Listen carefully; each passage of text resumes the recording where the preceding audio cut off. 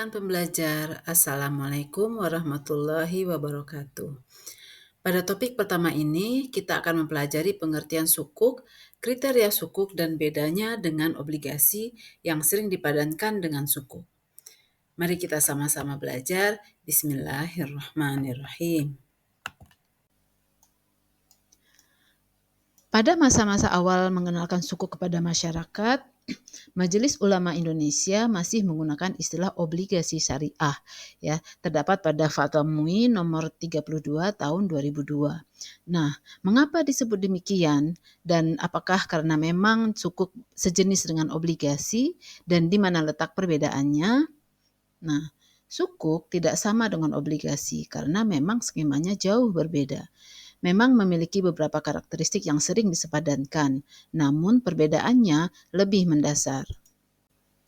Obligasi adalah surat utang di mana penerima dana menyatakan utang kepada investor dan akan membayar pokok ditambah bunganya pada waktu tertentu di masa yang akan datang. Pemakaian dananya bebas untuk apa saja sesuai kebutuhan perusahaan dan sumber pembayarannya pun bebas tergantung kebijakan perusahaan penerbit. Sementara itu, sukuk bukan surat utang. Sukuk adalah surat kepemilikan atas aset tertentu dan investor akan mendapat bagi hasil atau ujroh atau upah dari hasil memproduktifkan aset tersebut. Jadi, sumber pembayarannya pun sudah harus ditentukan. Oleh karena itu, kurang tepat apabila sukuk disamakan dengan obligasi, sehingga kurang tepat juga apabila digunakan istilah obligasi syariah. Hanya saja, memang sukuk dan obligasi sama-sama merupakan sumber pendanaan jangka panjang dalam jumlah yang besar.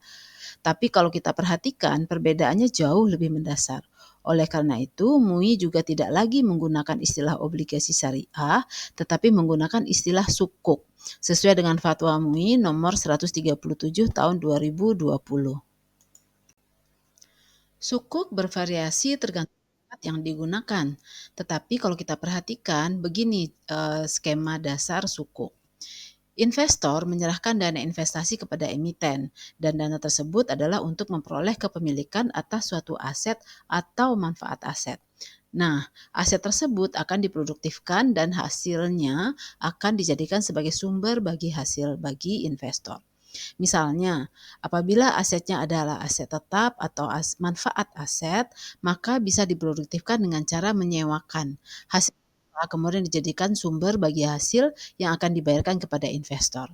Inilah yang disebut dengan sukuk ijarah. Bisa juga asetnya berupa suatu usaha, laba dari hasil mengelola usaha tersebut dijadikan sumber untuk membayarkan bagi hasil kepada investor, sehingga bagi hasilnya akan bersifat fluktuatif. Nah, ini jenis sukuk mudharabah. Jadi intinya dengan kepemilikan atas aset atau manfaat aset tadi, investor akan mendapatkan imbal hasil dari usaha memproduktifkan aset atau manfaat aset tersebut. Demikian kurang lebih skema dasar dari sukuk. Nah, untuk lebih detailnya, Anda bisa membuka materi-materi yang sudah disediakan pada topik satu ini, dan juga Anda bisa mengeksplor dari informasi-informasi bebas yang banyak beredar di luar. Selamat belajar, terima kasih atas perhatiannya. Assalamualaikum warahmatullahi wabarakatuh.